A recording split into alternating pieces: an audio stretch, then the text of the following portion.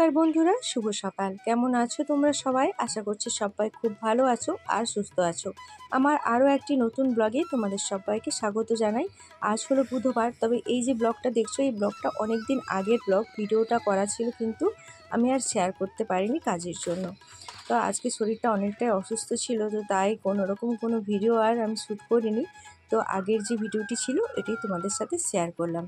তো এটি ছিল 25শে বৈশাখের আগের ভিডিও, মানে আমাদের বাড়িতে যে অনুষ্ঠান হয়েছিল তার আগের ভিডিও। বুধবার ছিল, বুধবার দিনের ভিডিও ছিল। তো আজ তোমাদের সাথে শেয়ার করছি। তো ওইদিকে গোবর জল ছড়া দিয়ে একটু গরম জল খেয়ে নিলাম প্রতিদিনের মতো, আর তার সাথে 3টে থালকুনি পাতা। আমাদের গুরুদেবের নির্দেশ আছে ইষ্টবিধি করার পর 3টে করে থালকুনি পাতা খেতে হয়। তো তাই 3টে করে থালকুনি পাতা খেয়ে নিলাম, আর ঠাকুমার জন্য এই যে জল বিস্কুট রেখে দিয়ে গেলাম। আজ একটু নিজের বেডরুমটাকে ক্লিন করব। আসলে অনেক দিন হলো পরিষ্কার করা হয়নি। তো আমি তো সপ্তাহে করে নিই, তো গত সপ্তাহে আর করা হয়নি। তো ওই গাজনের সময় আমার বোনরা সবাই আসলো, তো এত কাজের মধ্যে ব্যস্ত ছিলাম আর গত সপ্তাহে পরিষ্কার করা হয়নি। তো তাই আজকে একটু পরিষ্কার করে নিচ্ছি। আর তাছাড়া বাড়িতে একটা অনুষ্ঠান আছে। তো এটা যেহেতু ওই 25শে বৈশাখের আগের ভিডিও, তো তাই 25শে বৈশাখ তোমরা তো জানোই, ব্লগ শেয়ার করেছি, আমাদের বাড়িতে একটা অনুষ্ঠান ছিল। তো সেই জন্য বাড়িতে যেহেতু অনুষ্ঠান আছে, তো তাই ঘরটাকে একটু সুন্দর করে গুছিয়ে নিচ্ছিলাম। আমার বাড়ি কিন্তু প্রচুর নোংরা হয়, নোংরা বলতে ধুলো। তো মাটির ঘর, তো যখনই ঝাড় দিই ওই ধুলোগুলো যেয়ে সমস্ত জিনিসের ওপর উড়ে উড়ে বসে যায়। তো সেই জন্য প্রতি সপ্তাহে যদি একদিন করে আমি মুছে পরিষ্কার করে রাখি, তাহলে কিন্তু আমার খাটনিটাও অনেক কম থাকে, আর আমার কাজ ঘর বাড়িগুলো পরিষ্কার পরিচ্ছন্নও থাকে। এবারে প্রতিদিনের কথা বলি, প্রতিদিন করার মতো আমার সময় থাকে না, কারণ তোমরা যারা আমার ডেলি ব্লগ দেখো তোমরা বুঝতেই পারো যে আমার পরিবারে কতটা আমার কাজের চাপ থাকে। তো সেই জন্য প্রতিদিন তো আমি করতে পারি না, তবে সপ্তাহে একটা দিন করে আমি একদিন করি রান্নাঘর পরিষ্কার, একদিন করি নিজের রুম পরিষ্কার, একদিন করি ছাদ বারান্দা পরিষ্কার, এইভাবে করি। একটা রুটিন ওয়াইজ করি। আর আমার মনে হয় এইভাবে যদি রুটিন ওয়াইজ আমরা কাজ করি, তাহলে কিন্তু আমাদের প্রত্যেকটা জায়গা পরিষ্কার থাকবে এবং বেশি পরিশ্রম বলে মনে হবে না। একসঙ্গে যদি বলি আমি রান্নাঘর, ঘর, বারান্দা সব পরিষ্কার করব, সেটা কিন্তু অনেকটা সময় সাপেক্ষ, এবং তো সেটার জন্য অনেকটা খাটনিও আমাদেরকে খাটতে হবে। তবে আমরা যদি এইভাবে রুটিন করে নিই যে আজকে আমি রান্নাঘর পরিষ্কার করব, আজকে আমার নিজের বেডরুম পরিষ্কার করব, আজকে আমি আমার বারান্দা পরিষ্কার করব, এইভাবে যদি আমরা রুটিন করে নিই, তাহলে কিন্তু অতটা খাটনিও মনে হবে না আর অতটা সময়ও লাগবে না। তো ওইদিকে দেখো টেবিলটাও আমি পরিষ্কার করে মুছে নিলাম, টেবিলের জিনিসপত্রগুলো সাজিয়ে গুছিয়ে নিলাম, আর এখানে ড্রেসিং টেবিলটাও গুছিয়ে নিলাম।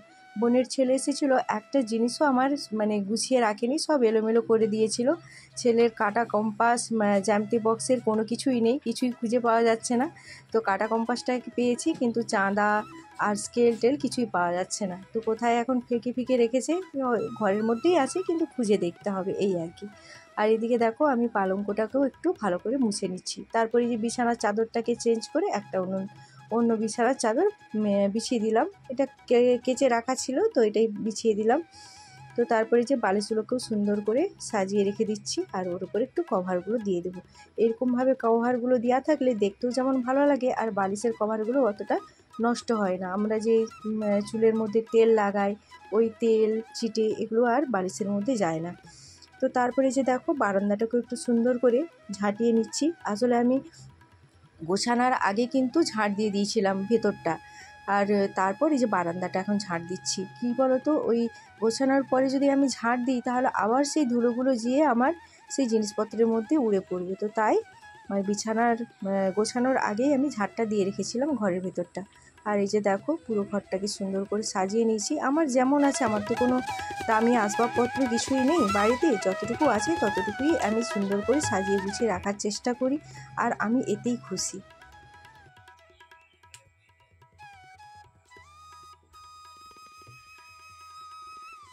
তো এই যে দেখো ছেলের বিছানাটাও সুন্দর করে গুছিয়ে নিলাম, বেড কভারটা চেঞ্জ করে দিয়েছি, আর এখানে জামা কাপড়গুলো সুন্দর করে ভাঁজ করে রেখে দিয়েছি।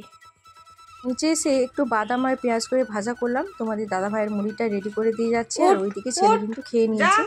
তো খেয়ে চলে গেছে, ওর কাকুর দোকানের দিকে গেল। তোমাদের দাদা ভাইয়ের খাবারটা ঢাকা দিয়ে এখন আমি যাবো স্নান। তোর বাইরে খাবার দিয়ে আছে, চলে যা। তারপর কিছু জামা কাপড় ছিল, সেগুলো ভিজিয়ে রেখেছিলাম, সেগুলো কাচা ধোয়া করে পুজো করে এখন চলে এসেছি রান্নাঘরে। তো আজকে একটু চাল বেশি নিয়েছি, কারণ কি বলো তো, বিকেলে যাব একটু বাজারে কেনাকাটা করতে। কেনাকাটা কি করেছি সেটা কিন্তু তোমাদের সাথে শেয়ার করেছি। তো আমার আজকে মানে যে ভিডিওটা দেখছো তার পরের দিনের ভিডিওটা আমি তোমাদের সাথে শেয়ার করেছি, কিন্তু এই ভিডিওটা শেয়ার করা হয়নি।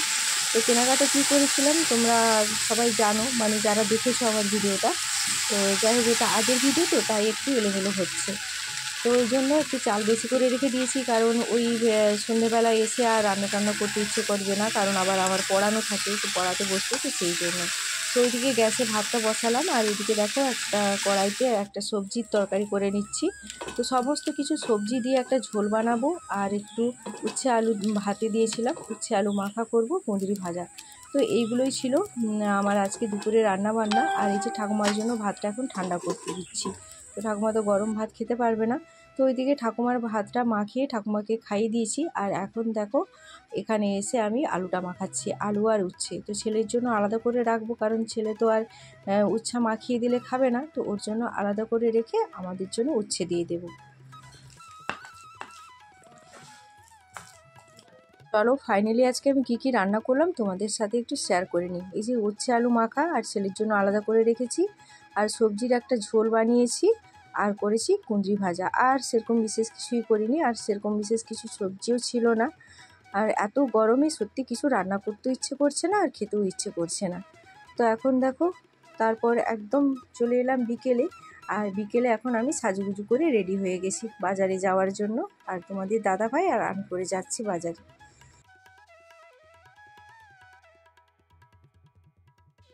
এত গরমের মধ্যেও বিকেলের পরিবেশটা দেখো একদম মনোমুগ্ধকর। সত্যি এখন আর সেইভাবে গরমের তাপটা নেই, বেশ ঠান্ডা একটা মিষ্টি বাতাস বইছে। তার উপর প্রকৃতির এমন সৌন্দর্য দেখলে সত্যি মনটা ভরে যায়, মনের সব দুঃখ কষ্ট দূর হয়ে যায়। খুব সুন্দর লাগছিল। এই বিকেলবেলা বাইকে চড়ে বেড়াতে কিন্তু খুব ভালো লাগে, আমার তো ভীষণ ভালো লাগে। তোমাদের কার কার ভালো লাগে অবশ্যই কমেন্ট করে জানিও। তো এই যে দেখো, তারপর কিন্তু আমরা আর কোনো রকম কোনো ভিডিও করিনি দোকানে গিয়ে। তো কেনাকাটা করে চলে এসেছি, আর একটু চপ নিয়ে এসেছিলাম, আর তোমাদের দাদাভাইয়ের জন্য একটু বেগুন ভাজা করেছিলাম। আর তো তোমাদের তো বলেই রেখেছিলাম যে জল দেওয়া ভাত করে রেখেছি। তো জল দেওয়া ভাত খাওয়া হবে, আর আমার যা একটু শাক ভাজা করে দিয়েছিল। তো এই দিয়ে খাওয়া দাওয়া হয়ে গেছে। দেখো বন্ধুরা, রাতের খাওয়া দাওয়া হয়ে গেছে। তো খাওয়া দাওয়া করে প্রতিদিনের মতো রান্নাঘর গুছিয়ে গ্যাস মুছে থালা বাসনটাও আজকে ধুয়ে নিয়েছি, কারণ কালকে বৃহস্পতিবার আবার অনেক কাজ, সকাল থেকে উঠলেই যুদ্ধ শুরু হয়ে যাবে। তো সেই জন্য থালা বাসনগুলো ধুয়ে নিলাম। আর কেনাকাটা কি করলাম না করলাম কালকে তোমাদের সাথে শেয়ার করব, তার কারণ আজকে আর মানে অনেকটাই রাত্রি হয়ে গেছে, এখন আমার ভিডিও এডিট করা বাকি আছে, ভয়েস ওভার দেবো। তো সেই জন্য আজকে আর তোমাদের সাথে শেয়ার করলাম না, আগামীকাল তোমাদের সাথে শেয়ার করব কি কি কিনলাম। আর আজকে খেলাম, চপ নিয়ে এসেছিলাম, চপ পেঁয়াজ লঙ্কা দিয়ে মাখালাম, বেগুন ভেজেছিলাম, বেগুনকে পেঁয়াজ লঙ্কা দিয়ে মাখিয়েছি। আর ছিল, আর কি যেন ছিল, ও আমার যা শাক ভাজা করেছিল সে একটু দিয়েছিল তোমাদের দাদাভাইকে। তো ওই দিয়ে খাওয়া হয়ে গেছে আর কি, জল দেওয়া ভাত খেয়েছিলাম। তো চলো আজকের মতো এখানেই ব্লগটা শেষ করছি। আর আজকের ব্লগটা তোমাদের কেমন লাগলো অবশ্যই কমেন্ট করে জানিও। চলো আজকের মতো টাটা বাই বাই, শুভরাত্রি, সবাই ভালো থেকো।